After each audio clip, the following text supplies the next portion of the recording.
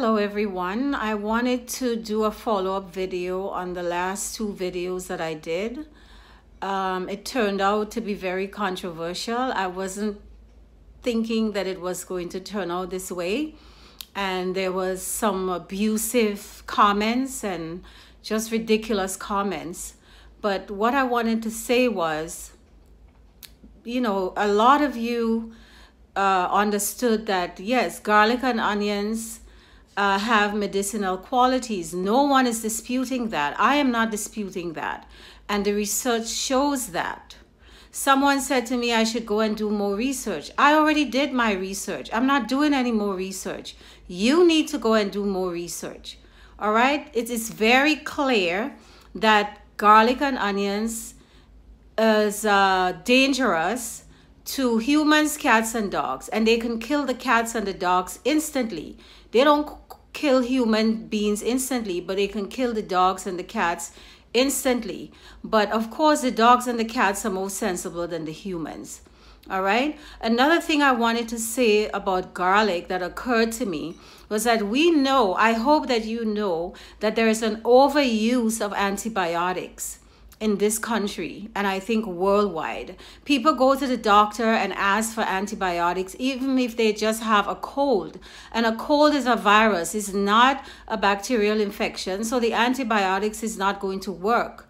But what has happened over the years is that doctors are just prescribing antibiotics indiscriminately, and what has happened is the bacteria have recalibrated, for lack of a better word, and they have become stronger. So the antibiotics, they're not working because the bacteria, they are more intelligent than the humans.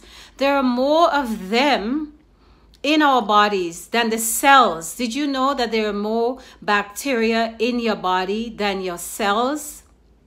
So the thing about garlic, we agree that it has antibacterial properties, and it has antiviral properties, and it's a great medicine, but it's not to be used indiscriminately in cooking. Now, you don't have to do what I'm doing. I'm just giving you information, and I'm telling you to reconsider all of your cooking with onions and garlic.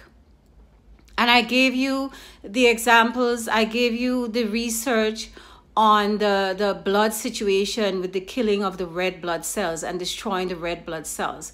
But something else I think we need to understand is that maybe the overusing of garlic and onions could also be contributing to the fact that the bacteria now, they have become resistant because we are killing off the good guys. When we take antibiotics, the synthetic ones, from the doctor for things that we could heal ourselves, but we run to the doctor and ask for antibiotics.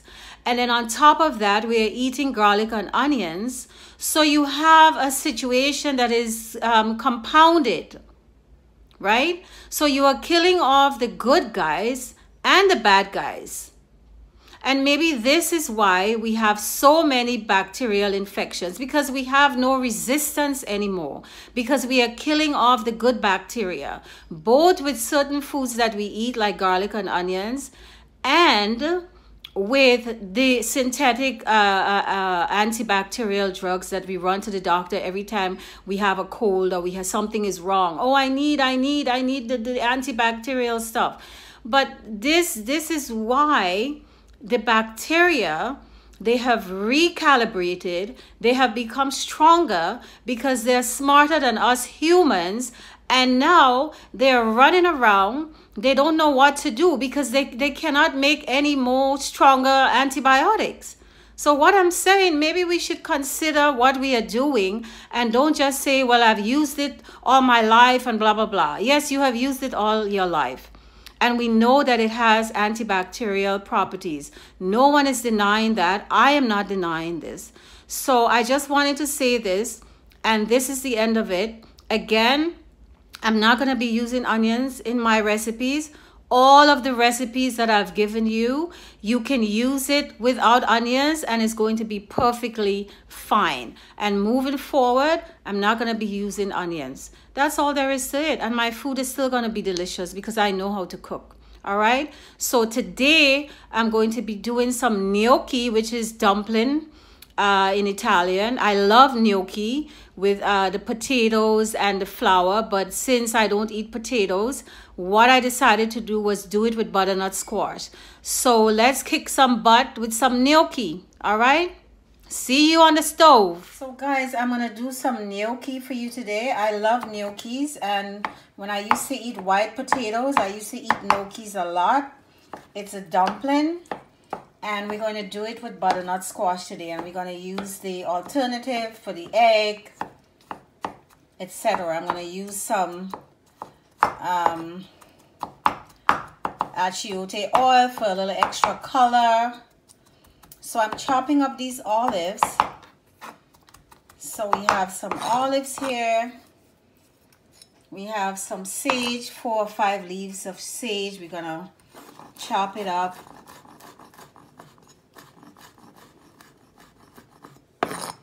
Right, and I have my cooked butternut squash here. I don't have to show you how to do this. This is about a pound, a little over a pound, and I have a 1.5 cups of white spelt flour here.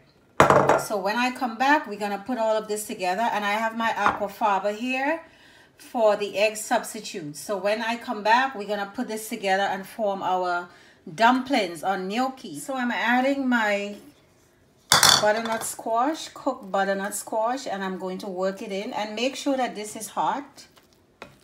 This is going to help with the leavening because we're not adding eggs. So you try to add this hot.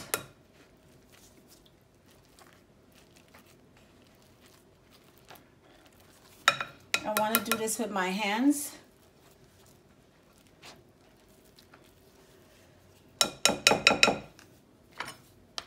I'm going to add the aquafaba. This is the egg substitute. So this is a vegan gnocchi. Yeah, this is hot and it's feeling good. Beautiful color. I'm going to add a 1/4 cup of the aquafaba.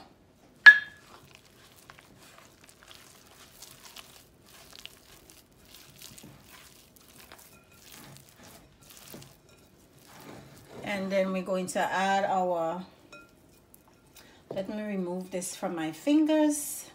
I'm going to add the sage and the olives. And I think I'm gonna add a little bit more flour. This is supposed to be a little bit sticky, but it's a little too sticky. So when I come back, I'm going to add the flour and then we're gonna take it from there. So I added another 1/2 cup of flour. By the way, the recipe will be on my website. So this is looking good. This is a soft dough.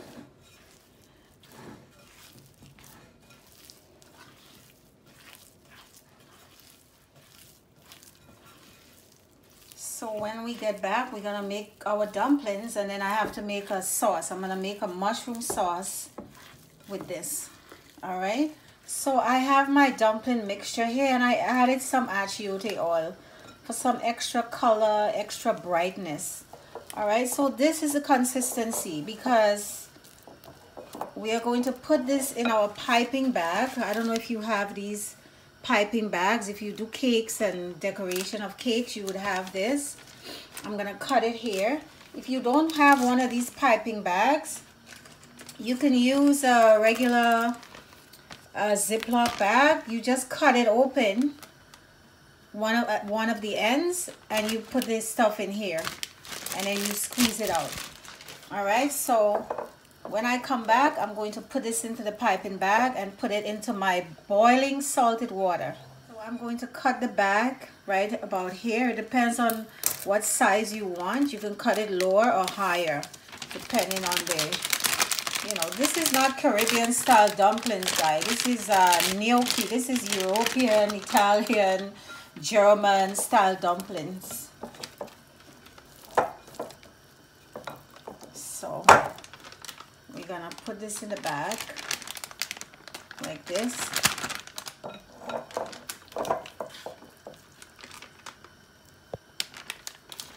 I'm gonna put this much for now because this piping bag is a smaller one. They have larger ones, but this is all I have on hand right now. So let's go to the pot. It's bubbling, and then we're going to make our dumplings. So I have my water here, salted water is bubbling. I'm now going to just add my dumplings.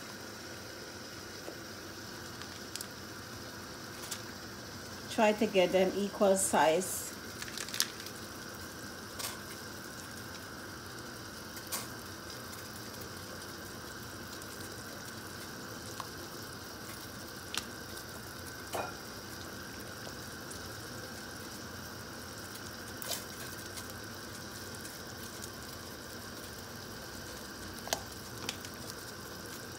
So that's it, guys, and once it comes to the top, once it floats to the top, you know it's done.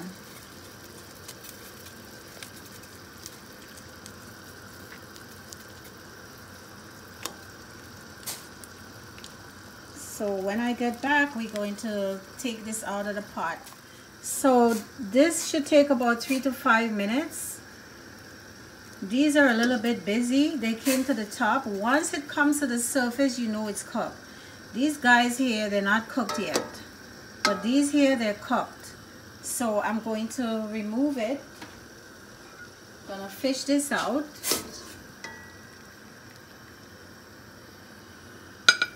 And the color is just wonderful.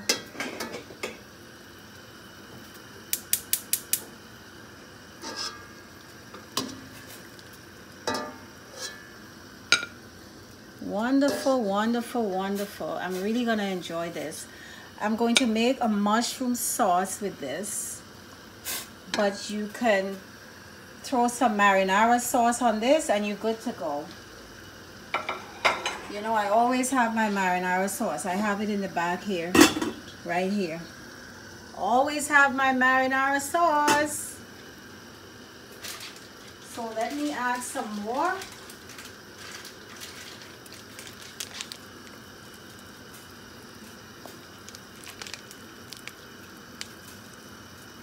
Doesn't have to be perfect. The important thing is that it tastes good.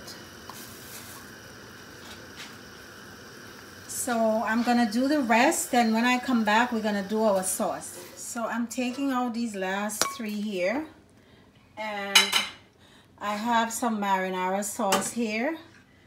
Beautiful, bright color. You know, all you do is this, right? And you are good to go. See, it's nice and soft, and it's delicious. But today I feel a bit fancy, so I'm going to do the mushroom sauce and bake it. So when I come back, we're gonna go to the stove and do the mushroom sauce. So I have here, trying to move forward quickly, I have a bay leaf here, some thyme, lots of sage. We're gonna be using a lot of herbs, more herbs. You can have parsley in here. I have some parsley, but I don't have the time to chop it up right now. I'm going to add some lemon juice to this.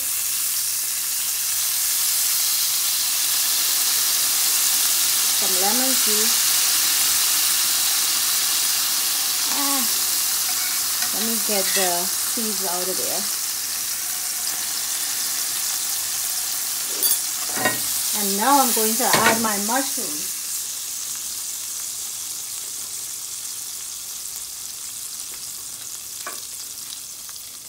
And then we're going to add some almond milk to this. And then we're going to put it over our gnocchi and stick it in the oven. I'm going to add some salt and cayenne pepper to this. And then when I get back, I'm going to put it over the gnocchi and stick it in the oven. So I added some allspice, some cayenne pepper, some salt to taste, The recipe, of course, is going to be on the website. This is my almond milk that I'm adding to this. I'm going to remove this bay leaf. This bay leaf has a lot of flavor. So no onions here. So, and it's going to be delicious. It is delicious. So when I come back, I'm going to pour this, put this in my plate the dumplings, and pour this over the dumplings and put it into the oven. I'm putting this mushroom sauce all over the gnocchi, and we're gonna stick this in the oven. It's gonna get a little color, and then I'm going to show you when it gets out of the oven what it looks like. So I just took this out of the oven, guys, and I'm going to plate this. It's bubbling away.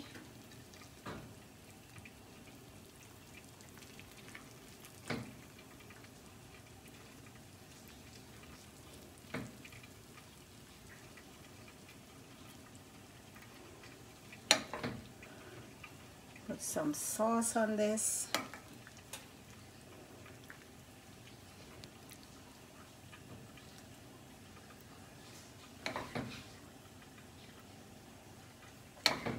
Okay guys, so do this. The recipe is gonna be on the website, and good luck. Take care.